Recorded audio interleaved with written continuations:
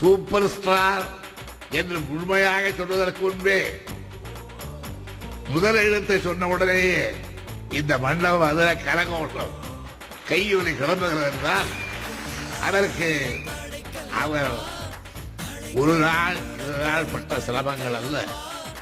அவருடைய வாழ்க்கையை நான் படித்திருக்கிறேன். அவருடைய வாழ்க்கையை நான் பின்பற்றி பார்த்திருக்கிறேன்.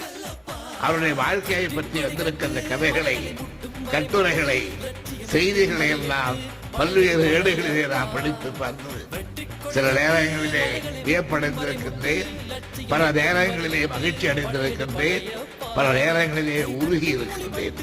அப்படிப்பட்ட வாழ்க்கை அவருடைய வாழ்க்கை.